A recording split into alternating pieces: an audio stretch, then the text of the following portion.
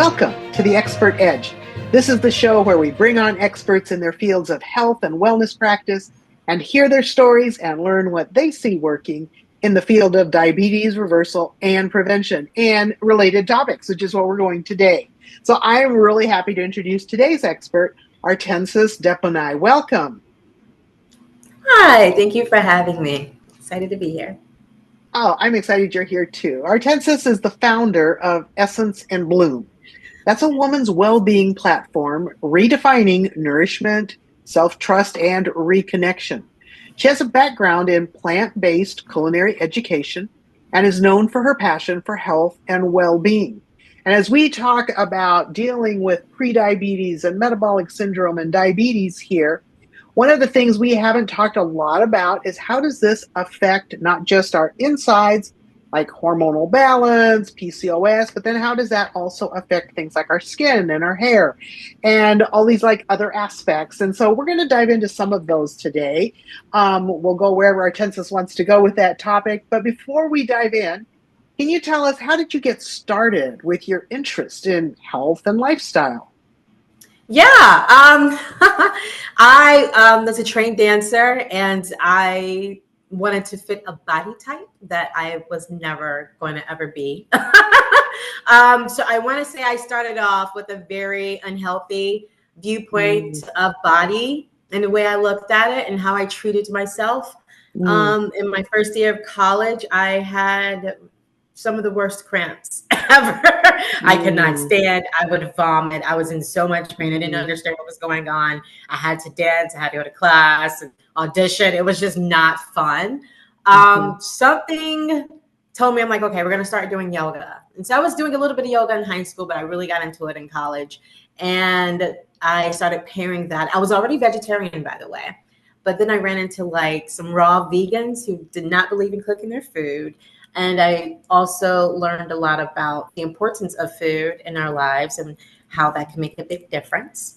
And I would just take breaks from certain things and not eat them, not consume certain things. And I just started to see a relief. So with my yoga and my overall changes in my lifestyle and my viewpoints were somewhat easing. That would be an ongoing journey for a very long time. I didn't know at that point. But that's really how it started, just trying to fit into this box that was not meant to fit in the first place. And no one told me it was impossible with my body type, and that's fine. But then over time, I became a very big lover of our bodies and foods and the respect of it all, the connection of it all. I worked for Karen's in Chicago. She's one of like a raw vegan chef. And she started a whole movement with cuisine, raw vegan foods. And that was pretty important to me. When I lived in New York, I worked for this place called Organic Avenue. And there were health coaches, and we talked about cleansing and detoxing and live foods. But I also worked for cooked vegan places too. And I actually started my business in Brooklyn. So I would partner with gyms. New York Sports Club gave me my first shot. Shout out to them. And they had an open house. I just made all this vegan food, and it was cooked. And I did like one good raw salad. And that's really how I got started. And I think it's been a wonderful journey in different cities and places and things, So I just love it. And here I am now. That's really interesting. So it has been quite a journey for you, starting with trying to address some of your personal health issues and then figuring out that maybe going plant-based was a better road for you to meet your goals and feeling better and so on. That's what I'm hearing. Is that correct? Yeah, absolutely. It did help. And it's still an ongoing journey. My 41-year-old body is not the 20-year-old body. So. So now that you have your business, you call it Essence and Bloom. What inspired you to create this? My personal journey again. I think we create businesses and things out of journeys, and we see the need. So in my late 30s, I found out that I had fibroids, and it was quite a surprise for me. because my family, we never talked, they didn't tell me that this was a thing. Although it's predominantly like 80% of women will have them by the time they're 50. I just didn't know, and I honestly thought I was doing all the things and all the things, right? Like you're taking care of your body, you're detoxing, you're doing this, you're doing that, you're working out, whatever. And then come to find out like, oh yeah, you have fibroids. And I'm like, wow, well, okay, this is alarming. And I had to take a beat. I had to take a breath. I was very depressed actually, because I started to question my worth and I didn't feel like I had community. Everyone was just talking about surgeries and doing this and doing that. Nothing wrong with it, but I'm just like, I'm not ready for that yet. I felt disconnected, and my friends that a few that I kind of let go, but my friends at the time, they didn't understand. They weren't as supportive. And I'm like, my body's changing and I need to figure this out. And I didn't know what to do then. So it inspired over time, because I have Fabulously Vegan. Over time, I was like, you know what? The need needs to change. Like my action needs to change. So it inspired my own journey. And I see other women going through the same thing to reconnect. Or to connect if you never did it before. Ah, that's so interesting. And I think that's something that a lot of women would resonate with and say, yeah, I could really stand to do that. Now, how did you see this linkage for yourself or for the people you work with between having good hormonal balance and other areas of life? How did you see that impacting people? Impacting the hormonal imbalance. What was the question? Yeah. How did I see the impact? Yeah. How are you seeing that? Like, for example, not having hormones in balance. What kind of impact did that have on you? Oh, yeah, absolutely. Because it's not just fibroids, right? And it's not just like PCOS, like you said. It's diabetes. I think first of all, it's a lack of understanding that this is a whole system, and doctors have separated it because it's a beautiful, vast body. But if one thing is off, it impacts everything else, right? So I think it's a lack of connecting the dots and understanding how our system work. We understand other things, how they work, way more than we understand how our bodies work. And not just understanding how our bodies work, but really having that connection to what we need and what the body is saying. So the impact of having the hormonal imbalance is not even just the impact of just having that. It's understanding what it is and how we can listen, and then what we can do about it, and not compartmentalizing. You have diabetes and you have fibroids, you have PCOS, and you have a thyroid dysfunction and everything else that comes with it. What's really happening is that we have something off, right? With our liver, with our gut, with our adrenals, with our thyroid, So the impact that I've seen so far is just a lack of understanding. And then the actions that we can take daily to change that, gentle shifts every day that we can change that. I think that's really true. And especially when it comes to our hormonal system, it is probably one of the most complex systems in our body. And when something is off in one area, it like affects all these other body systems, right? So you can get all these different symptoms that might seem unrelated, but they're actually connected. They're not. They're very connected. Yes, because they're all controlled by different hormones and different feedback systems and all that sort of thing.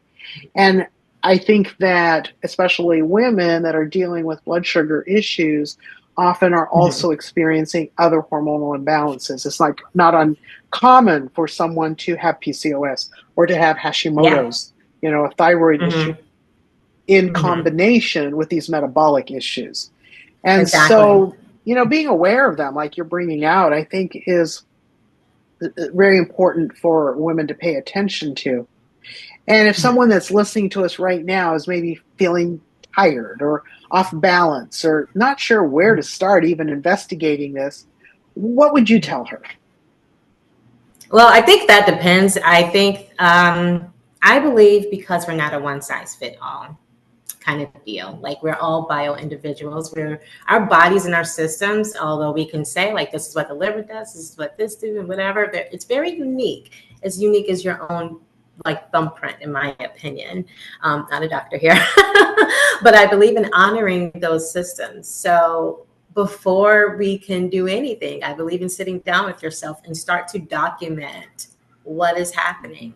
Well, how do you feel when you eat this? How do you feel when you drink that? When you're in this environment, how do you feel? Are you nauseous? Are you tired? Are you moving? Are you breaking out? You know, what are you doing? When we go to those nail salons and hair salons, how do you feel then? You know, and what are we suscepting ourselves to? Like, are we in arguments? You know, what is our daily lifestyle about? We have to start documenting and creating an awareness for our daily habits, or just our daily interactions with, you know, with life and people and things.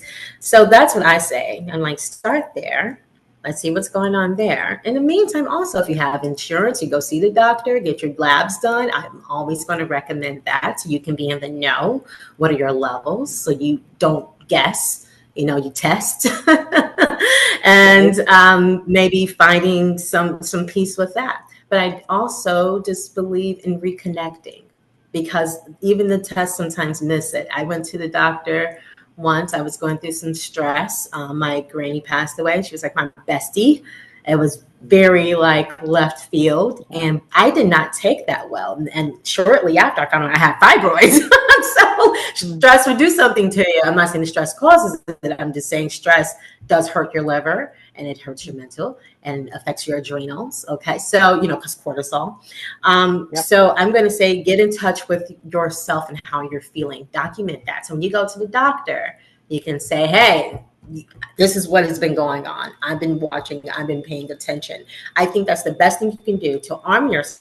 And I hate to put it that way, but to arm yourself when you're going to your medical practitioner is that you have a diary. And I'm not saying it needs to be a month. However long you can get it to that doctor, say, hey, this is what's going on.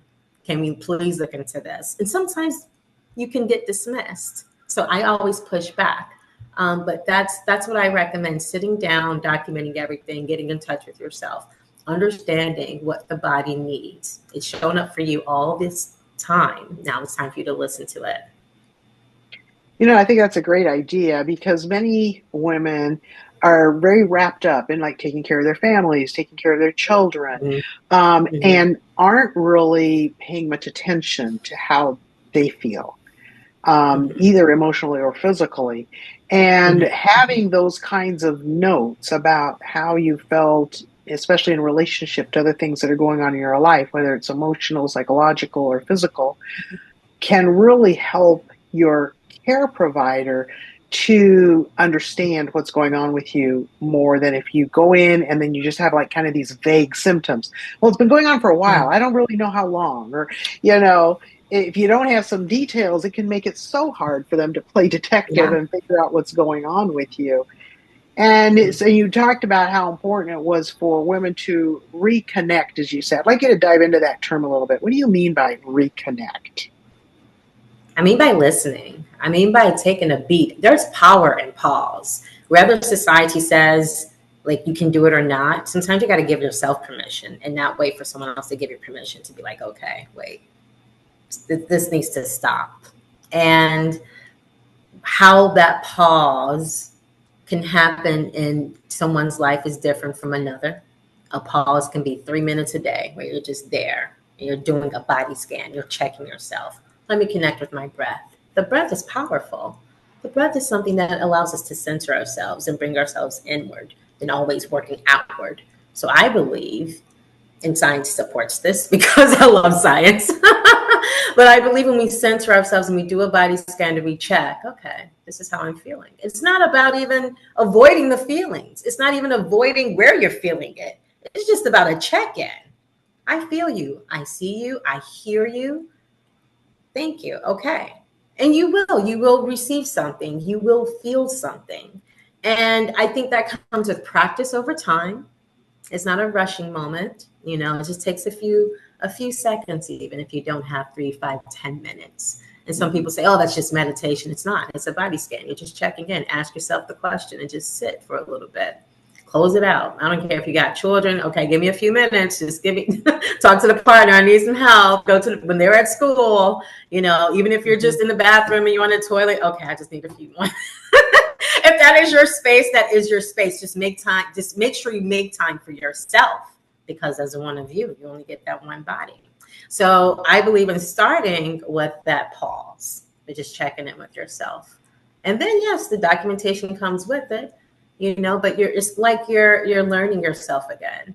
Like I said earlier, this 41-year-old body is not what I had 20 years ago. And I think at first, especially with the fibroids, I started to mourn my old body. I started to mourn the things like I used to be able to fly in the air and kick my leg up. I'm like, oh my God, my body's changing. What am I going to do? This has nothing about doing with getting older. I am literally, my body's changing. How do we honor that process?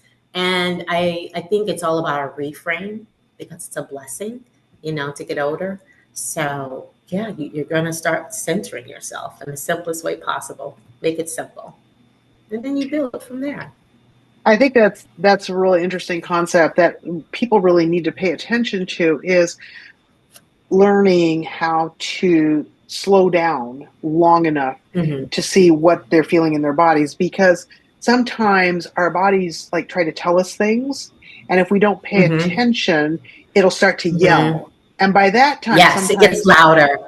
Some of the damage isn't reversible anymore. So I don't think we should be very like self-centered and just like always, oh, how do I feel all day long. But I think we do need to take some pauses, like you say, to pay attention to that, not go weeks, months, and years without checking in with what we're noticing. And then actually like thinking about it, is this something that needs follow-up? Is this something that I really know what's going on, what's causing this, or not? And if not, one of the principles of health that I believe in very strongly is determining what the cause of something is. So when we check in, we do a body scan, maybe we notice a headache, or we notice a sore joint, or we notice, swelling somewhere. Okay. Those are what we call symptoms, right? Right. And those symptoms can be caused by a lot of different things. I don't know how many times I've had somebody tell me, I got a headache. What do you think that's from? Well, it could be about 100 different things, right?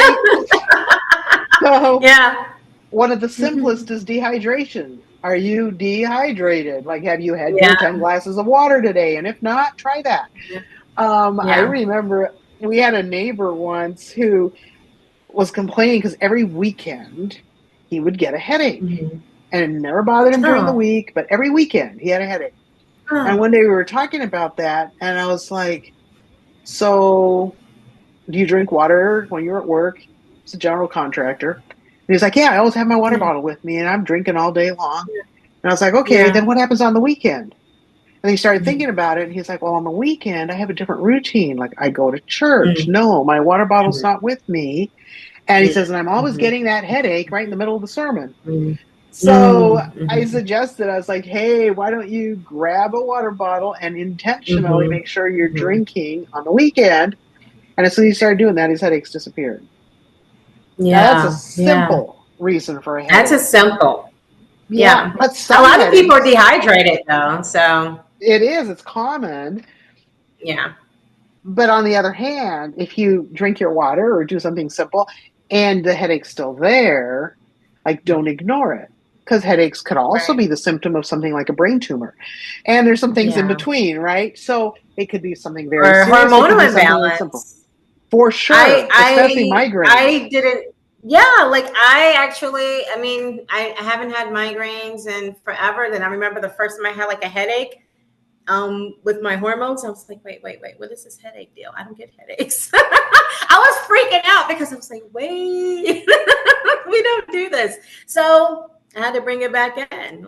But this took time. It came with practice. I got better. And it's funny that you said you don't believe in being self-centered. I'm the complete opposite. I am very self-centered about my well-being.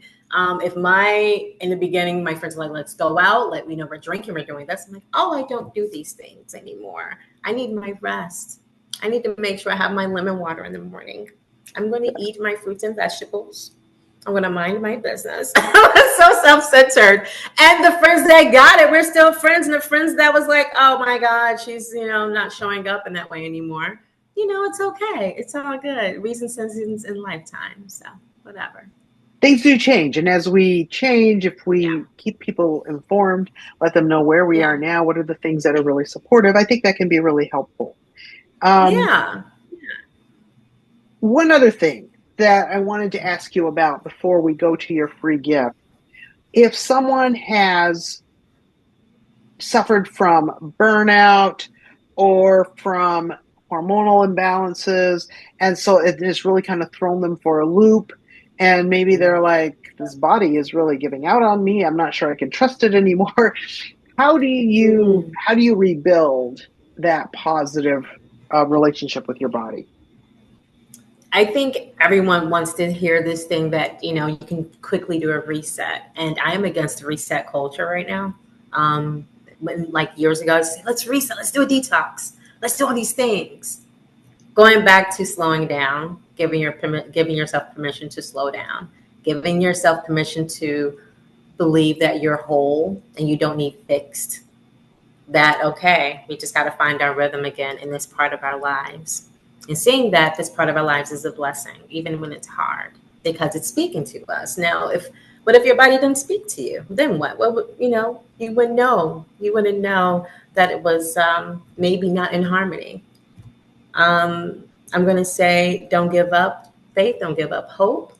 Just return to your center, breathe, learn your body, learn what it needs. It's always showing up for you. It's time for you to show up for it and listen and honor it and love it. Give yourself permission to love and not in a performative way, whatever works for you. I know social media will list out things to do with self-care, with self-love, and there's nothing wrong with it. But I think that you need to define that for yourself. Maybe yours is just walking outside.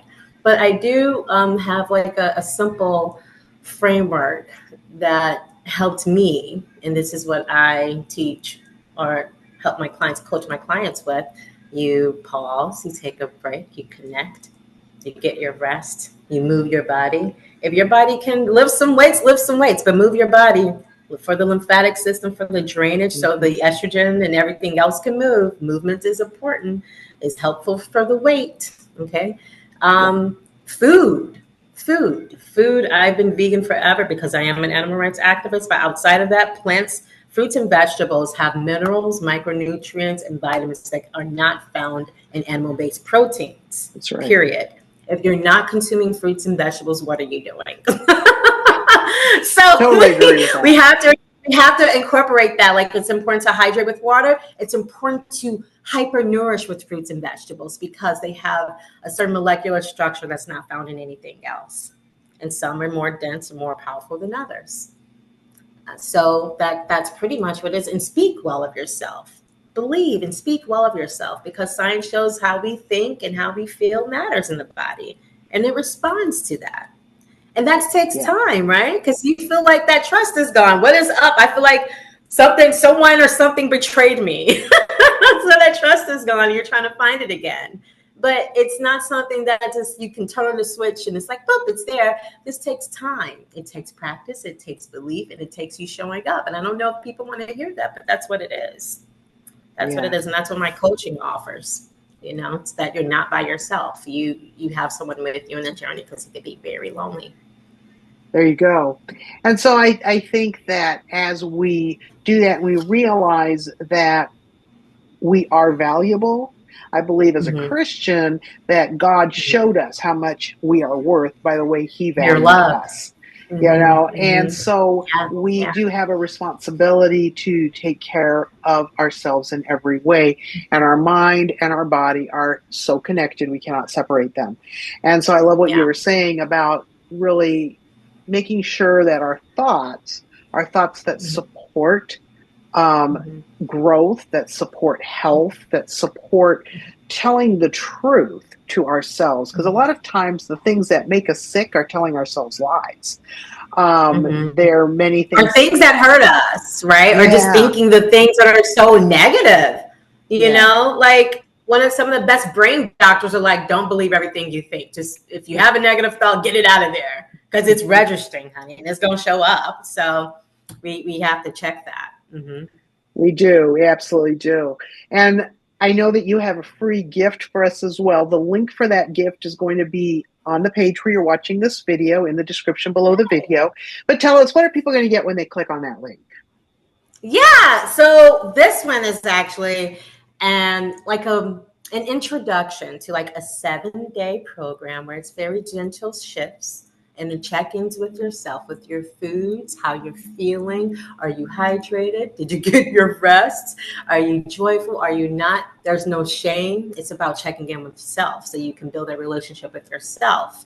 I will also love to throw in there even a 15-minute strategy call. Maybe you have some questions. If you have any questions after this podcast, or what else could you do? What are some next steps? I extend that as well. Just go to the social media page underscore fabulously vegan underscore, and I am there. You can send me a message. It's all good. And all that contact friendly information will be there under. It's on the page, right? Yeah. Okay, great. Yeah, Awesome. absolutely. So feel free to reach out if you have more questions, want to ask her anything. It'd be a great way to do that. And I just want to say thank you for being with us here today, Artinces, and for sharing with our Artinces. I'm sorry, I added an extra syllable. No, you're good. It's okay. I'm so used to it. It's all good. Thank you. Anyway, it's been great having you. And if you're listening today, I want you to remember that health is wealth, and it comes by choice, not by chance. So thank you for being here with us today. Thank you. Thank you so much for having me.